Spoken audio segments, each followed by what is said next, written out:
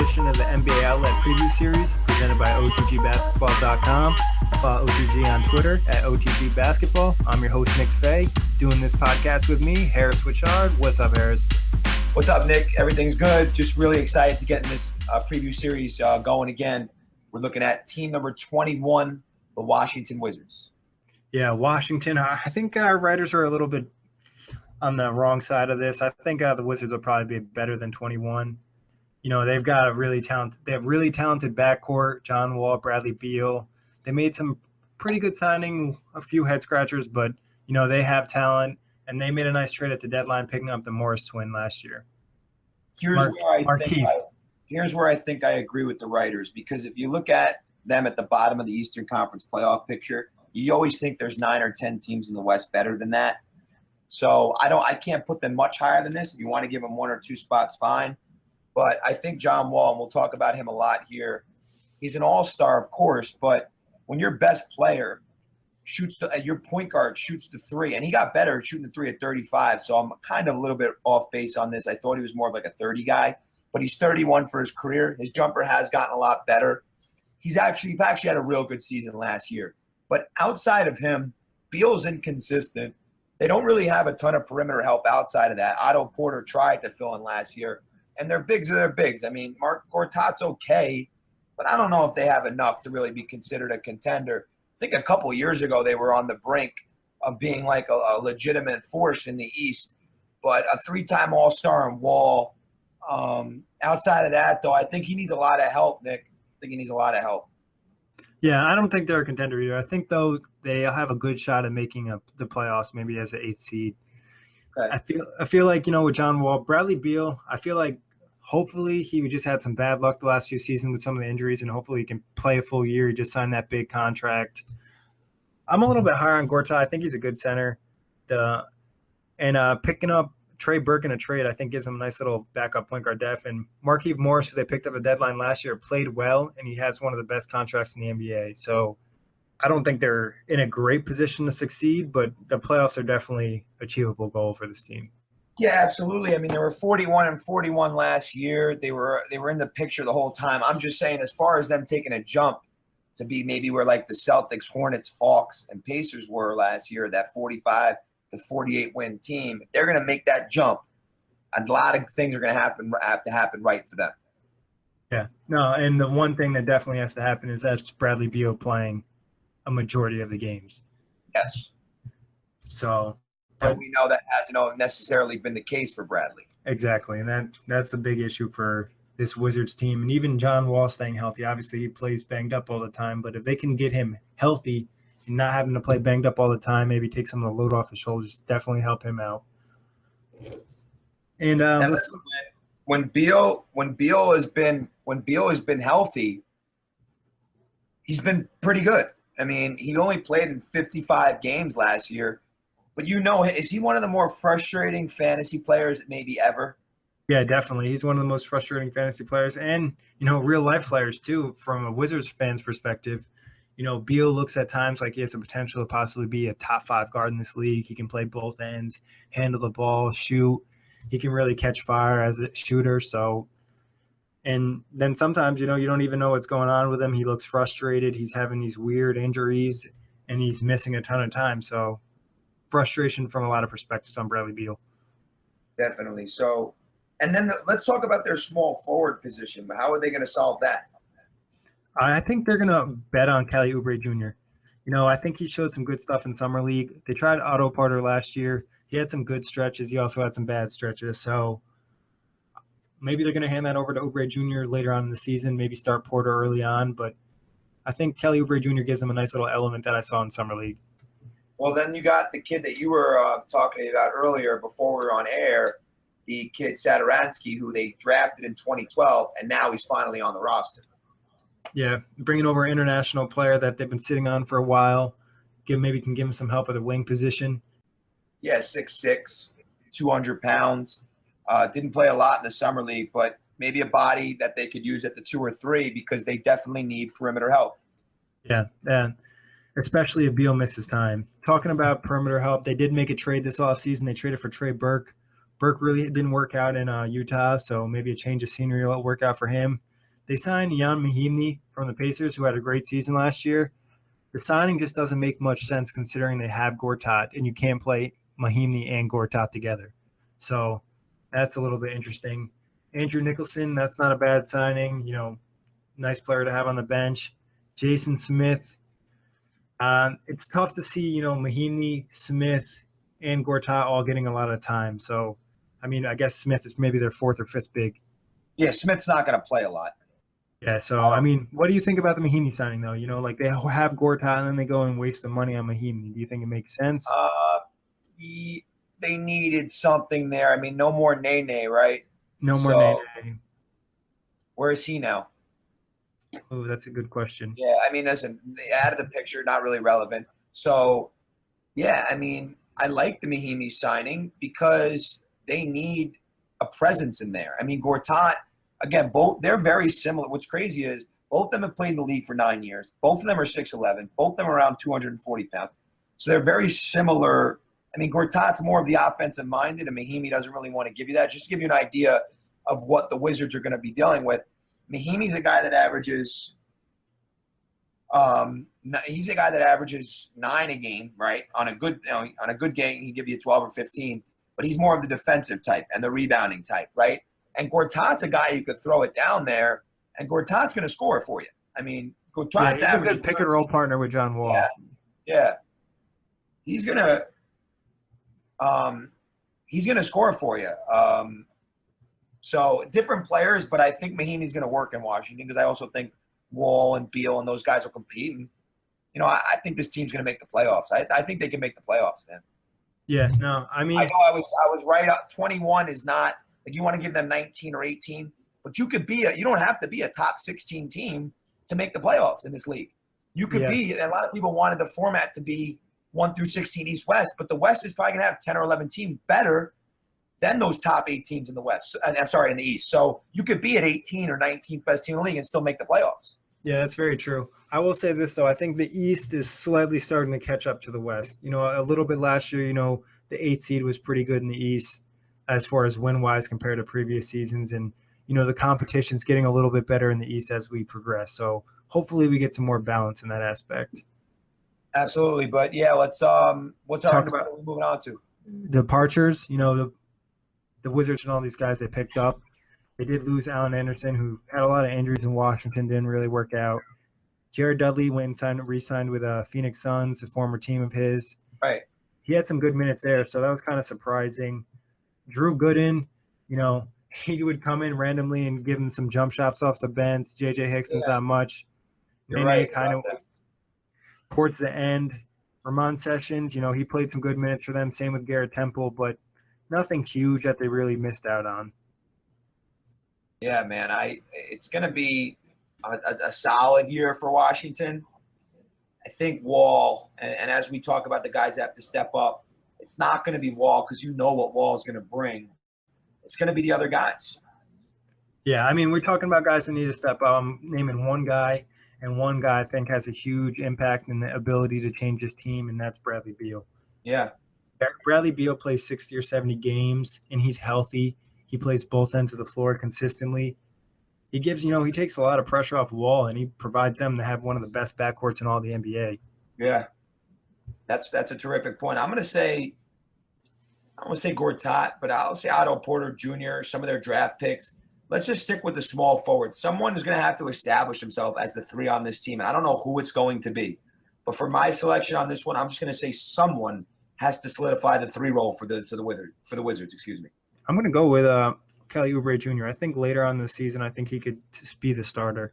Otto Porter has had his opportunity, to be that guy, and he just really hasn't lived up to it. He had a nice little run in the playoffs 2 years ago, but never built on top of that. So Oubre Jr., we'll mention Markieff Morris here too. I think people kind of forget that he got traded there late last season, and he's a good 4. You know what I mean? He fits that new style of NBA. Like I mentioned, he's on a great contract, so positive move with that. If he can just kind of fit well, gives John Wall a nice little outlet because he can shoot the 3 ball at the 4 spot.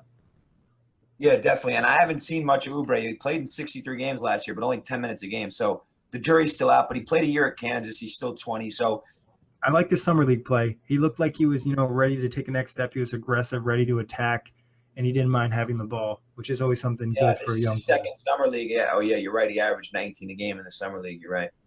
Yeah. So, and I mean, he's got an NBA body. He's Shot athletic. 7 threes a game in the summer league. Wow. Shot 25%. I mean, if you're taking 7 a game, make a couple more. Sheesh.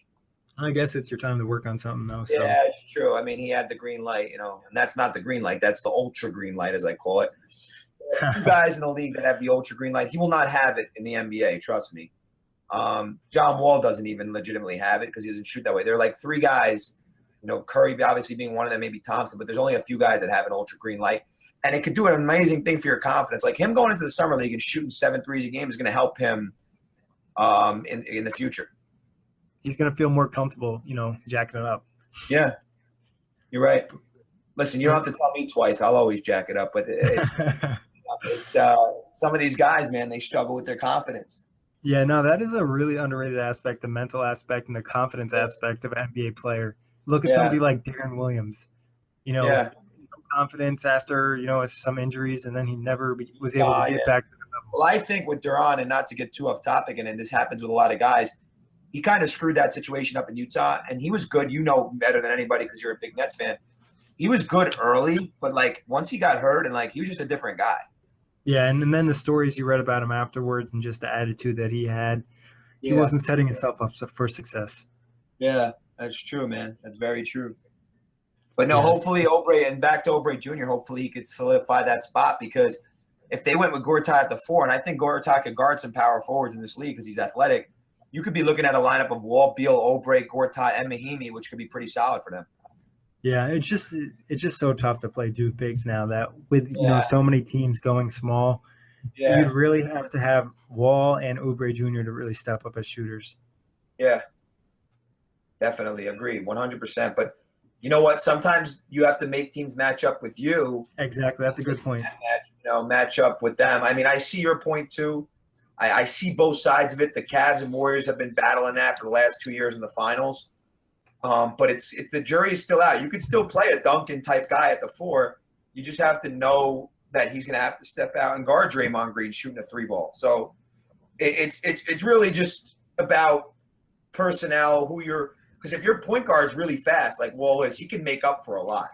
Yeah, no, and when you have that maybe that slower guy at the 4 or the 5, it needs a team effort to make up for that because you can get away with playing it sometimes. Well, Gortat's not slow though. I mean, he's slower than your average NBA 3 or 4. Yeah, that's true. I think you might be sleeping on Gortat's speed a little bit. I mean, I think that he's fast for his size, but compared to, if you have like a stretch 4 out there, maybe somebody like a Draymond Green. Yeah. Or like, to be honest, if Gortat and Draymond Green raced, Green would win, but he wouldn't win by that much.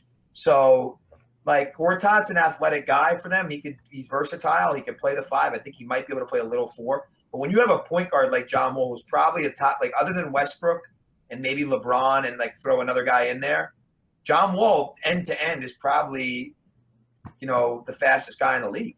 Yeah, no, he's definitely one of the fastest guys in the league. Yeah. It's not only speed for Gortat, it's quickness too, but he is he's an above average athlete for his size for sure. Yeah, definitely. But they'll figure it out. I mean, they'll understand if Gortat starts at the 5, then who are they going to start at the 4? Markieff Morris. I think if I'm the Wizards, probably opening night, they'll probably go Wall, Beal, Porter for now, Morris, and Gortat. And I mean, offensively, that gives you a lot of opportunity, and defensively, it's not bad at all either. Yep, no, without question. But we'll see what happens with Mahimi. It's going to be interesting to see how they slide him in there. Yeah, very true. Or, he brings off that energy off the bench. They can maybe find him 20 minutes a game and maybe play him and Gortat for a little bit together for stretches. They can get away with it at certain points for sure. Definitely. So what are we moving on to next? What are we moving on to next? We're moving on to, are the Wizards going to be better or worse than last season? The Wizards are going to be a tad better. I'm going to give them 43 wins. So I have them at 43 and 39, 2 games better than last year. And if I had to say right now, I think that's going to be good enough. Last year it was 44 wins to get in. I think 43 wins is going to get them in at the 8th spot. Yeah, I'm going to go with they're they're going to be better this year. Not substantially better, but good enough that they're going to get in the playoffs. I think and get smacked by the Cavs in the first round. Yeah, get smacked by the Cavs or a 1 or 2 seed if they maybe get that 7 spot. But it's tough for the Wizards. You like their team, though. Maybe they can make a move at the deadline, pick up another solid player to add to this team. But a lot of this team's development depends on Bradley Beal and that small forward position. Well, here's the thing. Because the East is the Cavs and everybody else, if you avoid the Cavs in the first round, let's say they're the 7 seed, right? And let's say they upset the Raptors, Heat, Celtics, one of those teams. You avoid the Cavs as a 7 seed, you'd then play the winner of the 3-6. So you'd avoid the Cavs all the way to the Eastern Conference Finals. So because of the Cavs, because the Eastern Conference being the Cavs and then everybody else, well, the Raptors were good last year, but I don't think the Raptors are really scaring anybody, to be honest. No, they're not. No. So if you're a team like the Wizards, the Bulls, the Pistons, you have to believe that getting out of that 8 seed is important because eventually you'll have to play the Cavs, but why not try to steal a round and maybe even 2 rounds? Yeah, and then your confidence is super high. Not saying you're going to beat them, but any type of experience is good for any type of young player. You get that hunger going. So, like you said, it's always about avoiding LeBron. It was the Heat. Now it's the Cavs they're trying to avoid. Yeah. So. Listen, Durant, we could talk about the Warriors, but this guy Durant changed teams to try to team up and beat LeBron. Like, it's just everything is about LeBron. It's his league still. And that's what he was trying to tell everyone about Curry. It's like, yes, this guy might have had a better year than me. And I'm a big Curry guy. And I love Curry. And he had a better year. But, it's still LeBron's league, though. Yeah, exactly. And LeBron's still the best player in the NBA. Yeah. And people were kind of sleeping on that a little bit too much. Yeah. Yeah. I felt a lot of disrespect. If Iguodala dunks that ball, though, the Warriors are going to win the title. So, yes, it's still LeBron's NBA, but the Warriors got pretty close there from taking it over. Yeah, they got close. But I think Draymond – well, this is for another podcast. But Draymond Green, just getting into it with LeBron is just not a good idea. Yeah. But anyway, back to the Wizards. My point was with the whole Cavs thing, if you're the Wizards – your goal has to be to get above that 8 because the 8's going to be very tough. Unless there's an injury on the Cavs, if you're the Wizards, you got to get above that 8. Exactly. So that pretty much catches our prediction as well. Now on to the truth, our emoji for the Wizards. We're going to go with the 3 Zs because I know a lot of people are sleeping on this team. If you look at their regular season from 2 years ago, it's a lot better than it was this past season. I'm talking about their 14-15 year. When they were – I'm going to double-check their record quick on that 14-15. But I think there's a lot of people they won 46 games in 2015. So I think the Zs are talking about sleeping. And John Wall, I mean, we know Westbrook's probably going to be MVP candidate. But if this is a team that gets to that next level, instead of winning them 42, 43 games and wins that 48, 49, 50, 51, it's going to be because John Wall is playing at an exceptionally high level. So everyone's got the sleepers on and the Z's on the Wizards. But if they snuck up into that upper echelon in the East, I wouldn't surprise me that much because, like I said, it's the Cavs and everybody else. So the Z's are the emoji or the truth for the Wizards. Yeah, that makes sense for me. I think people are sleeping on them too, especially with Bradley Beal missing so much time last year. And like I mentioned, the Markieff Morris trade kind of went under the radar. So, easily could see the Wizards move up a few spots in the playoffs from what we predicted earlier on. Yeah, I think the highest ceiling you got to think is like maybe the 4, and then the worst case scenario is out of the playoffs again, like they were last year. That sounds about right to me. Yeah. But you gonna watch the Wizards on League Pass? Yeah, I am. I'm a huge John Wall fan. I love players that get up and down. You know that. So I'm definitely going to tune into them. I'm going to go through my segment right now. I like to tell you how many games they'll play on national TV. And I'll do that quick. So 1, 2, 3, 4, 5, 7, 8, 9, 10. They're getting some love, 13, 14. So about 15. They're getting a little bit of love. But, yeah, I'll probably tune into some more Wizards games, obviously, when they play the Knicks and Nets. And then some of the better teams. But, yeah, I like to watch John Wall play. Yeah, no, you got to check out John Wall, Bradley Beal. They're fun to watch. They're fun FanDuel plays as well. So definitely check out a few Wizards games. The Wizards are going to – they're going to have an opportunity to be successful. If everybody stays healthy, that could be looking at north of 45 wins. If not, you're struggling to be 500. Yeah, and missing out on the playoffs. But that wraps it up for the Wizards. Team number 21. On to our next episode, and thanks everybody for listening. Guys, thanks a lot. Been having a lot of fun with these. We'll keep it going with team number 20. Enjoy the rest of your day.